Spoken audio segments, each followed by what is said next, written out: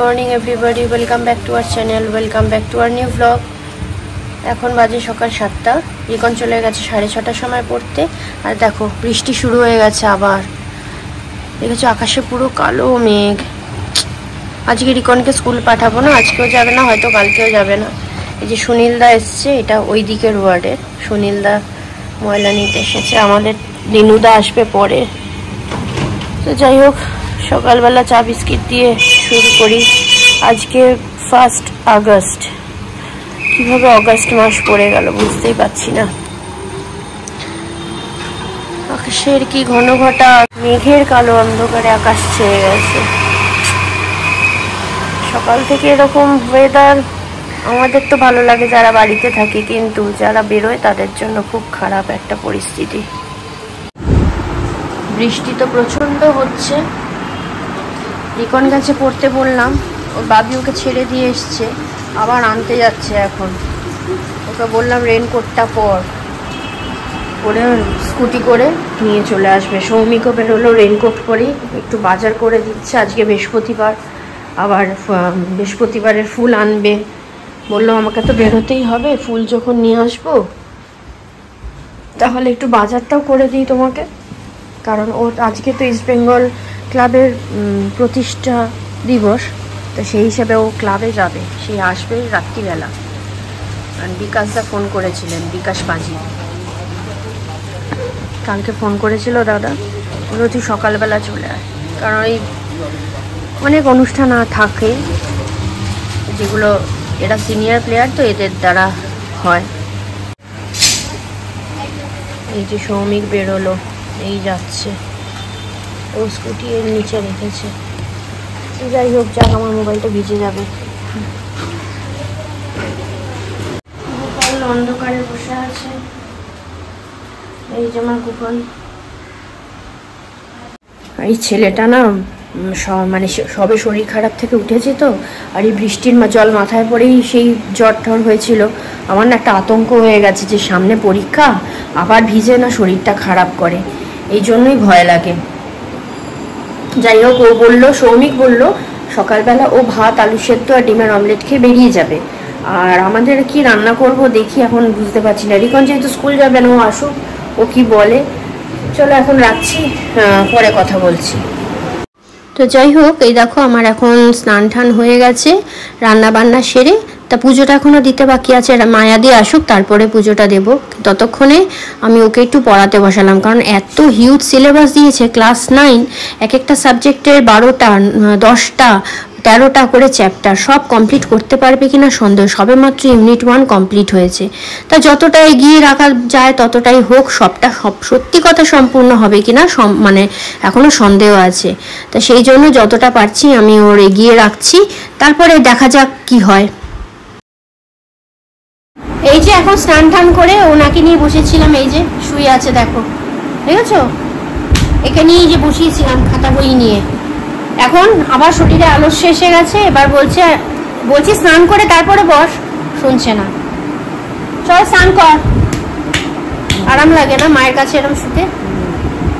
যা, গা দিয়ে গন্ধ বেরোচ্ছে, যা স্নান কর। হ্যাঁ, সকালবেলা সেন্ট মেখেছো, তাই সেন্টেরই হয়তো গন্ধ। যাও তুমি স্নান করে এসো, যাও।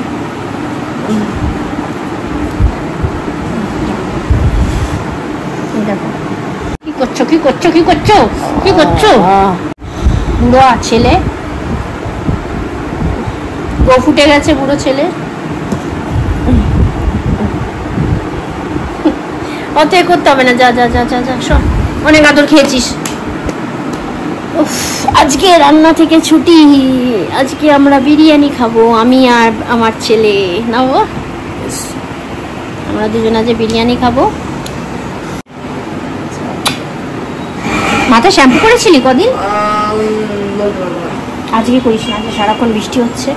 তো চলো, আমি আজকে বৃহস্পতিবার যেহেতু একটু বৃহস্পতিবারের পুজোটা দিয়ে নিই। মায়াদের মোটামুটি মোছা হয়ে গেছে সব, গিয়ে জোগাড়টা করি। ও জোগাড় করতে করতে ওর হয়ে যাবে, ততক্ষণে রিকনের স্নানও হয়ে যাবে, তারপর আমরা একসঙ্গে লাঞ্চ করবো। আর সৌমিকের তো আজকে 1 আগস্ট বললাম সকালবেলায়, যে ইস্ট বেঙ্গল ক্লাবের আজকে প্রতিষ্ঠা দিবস, ওই জন্য সকালবেলা চলে গেছে। ও ভেবেছিল কি সন্ধ্যেবেলায় যাবে, কিন্তু বিকাশদা ফোন করলেন আবার কালকে, বললেন যে না সকালে চলে আয়। সবাই আসবে, প্রদীপ প্রদীপ জানানো হবে এরকম আর কি। তো এক্স প্লেয়ারদের তো দরকার। এটা হচ্ছে আবেগ, বুঝলে তো, আর কিছুই না। যারা ফুটবল ভালোবাসে তারা জানে ইস্ট বেঙ্গলের প্রতিষ্ঠা দিবস, মোহনবাগানের প্রতিষ্ঠা দিবস, এগুলো হচ্ছে আবেগ, আর কিছুই না। তা চলো এখন রাখি। সৌমিক আস্তে আস্তে মনে হয় সন্ধ্যে রাত্রি হয়ে যাবে। সারাদিনটাই আমি আর ছেলে কাটাবো। ছেলে আবার 5টার সময় আবার টিউশন যাবে আজকে।